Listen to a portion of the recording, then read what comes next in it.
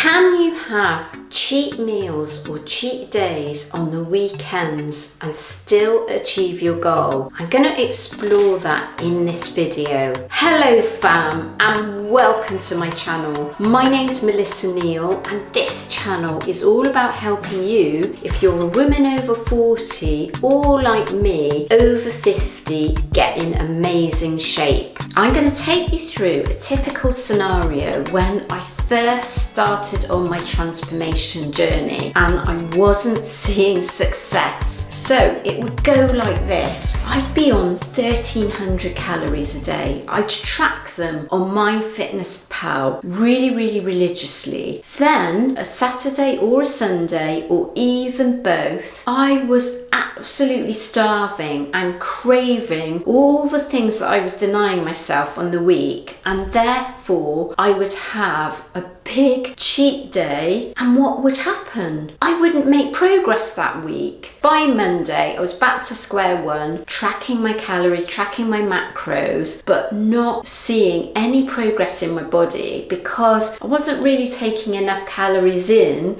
during the week. And during the weekends, I undid everything that I did during the week. When you're older, your body has changed and you've accumulated usually belly fat around your midsection after the age of 40, maybe after the age of 45 for some women, and it's a real struggle to lose. And so what's happening is we've lost muscle mass, our body is trying to produce estrogen, and therefore we store more fat around our midsection, and at the same time we tend to be prone to something called insulin resistance. And so when you have those cheat meals or cheat days on the weekend, and this is really common and I see it with the coaching clients that I work with, they've done really well and been really strict with their calories all week, not on really low calories like I was, just on weight loss calories. And what they do find is if they stick in a cheat meal, particularly a whole cheat day, it basically undoes everything they've done and they do not see progress, because our bodies are much more sensitive to things like overeating on sugars, overeating on fats, especially when they're combined with sugars. And what we find is our body doesn't respond well to that, and it can cause inflammation in your body, and it means that that week that you actually do not make progress. So the strategy that I really prefer, much more than this, is to just keep your calories up higher during the week so you feel satisfied. For most women, weight loss calories are going to be anything between 1400 at the very lowest, and for some people, depending on how much you weigh, it's going to be about 2000 calories. Now, if you want to know more about this, I've actually made a video on how to calculate how many calories you should be eating and what your macronutrients should be. That's your balance of your protein, carbohydrates and fats. So I am going to link it up here, but the thing about it is, for me, psychologically, I treat my weekends just exactly the same as I do the week. I tend to track all my own calories and macros during the weekend and during the week. Now, if I happen to eat out or I'm socializing, so I might be going to somebody's home to eat, I'm just also pretty careful about what I'm eating and stick really closely to the foods I normally eat. So that might not mean that you can actually physically track it, but you can get a good idea of what you're eating by just managing the portions that you put on your plate, sticking to not eating dessert and stuff like that, because that is just really going to kill your goals. I hope that kind of clarifies on whether you should have a cheat day or not. I know some people say they do put them in and they're still seeing results, but in my experience, most women of this age cannot afford to do that.